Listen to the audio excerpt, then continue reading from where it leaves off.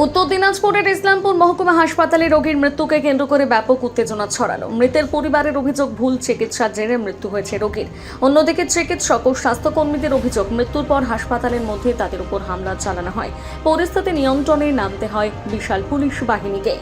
ঘটনায় বেশ কয়েকজনকে আটক করেছে পুলিশ। মৃতার নাম ফিরোজা খাতুন, তার বাড়ি বিহারের কিষানগঞ্জ জেলার পুটিয়া থানায় গোলাপানবাড়িয়া এলাকায়। পরিবারের দাবি, শ্বাসকষ্ট, পেট ব্যথার সমস্যায় বুধবার তাকে ইসলামপুর মহকুমা হাসপাতালে ভর্তি করা হয়েছিল। বৃহস্পতিবার সকাল পর্যন্ত তার শারীরিক অবস্থা স্থিতিশীল ছিল। অভিযোগ, এক নার্স ইনজেকশন দেওয়ার কিছুক্ষণের মধ্যেই তার মৃত্যু হয়। এরপর ভুল চিকিৎসার অভিযোগ তুলে বিক্ষোভে ফেটে পড়েন মৃতার আত্মীয় পরিজনরা। মৃতার পরিবারের দাবি, ভুল চিকিৎসার কারণেই মৃত্যু হয়েছে। ঘটনায় থানায় লিখিত অভিযোগ দায়ের করে নিরপেক্ষ তদন্ত, দোষীদের বিরুদ্ধে কঠোর ব্যবস্থা নেওয়ার দাবি জানিয়েছেন তারা।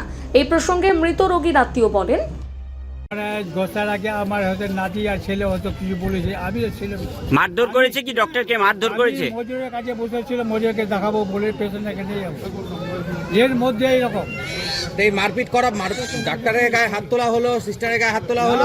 না কিছু হয়নি, ফালতু কথা, মিথ্যা কথা বলছে। মিথ্যা কথা বলছে, একদম মিথ্যা কথা বলছি। আমরা যখন বললাম কোন ইঞ্জেকশন দিলেন, ইঞ্জেকশন আমাদেরকে দেখাও, ইঞ্জেকশন দিচ্ছে না।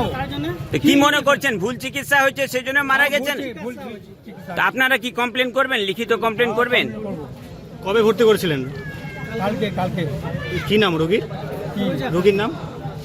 ফিরোজা খাতুন। বয়স কত হবে? বয়স 65। 60। হাসপাতাল কর্তৃপক্ষের অভিযোগ, বিক্ষোভ চলাকালীন উত্তেজিত কয়েকজন চিকিৎসক, নার্স ও অন্যান্য স্বাস্থ্যকর্মীদের মারধর করেন। খবর পেয়ে ইসলামপুর থানার বিশাল পুলিশ বাহিনী হাসপাতালে পৌঁছে পরিস্থিতি নিয়ন্ত্রণে আনে। ঘটনায় জড়িত থাকার অভিযোগে বেশ কয়েকজনকে আটক করা হয়েছে বলে পুলিশ সূত্রে খবর। এই প্রসঙ্গে চিকিৎসক বলেন,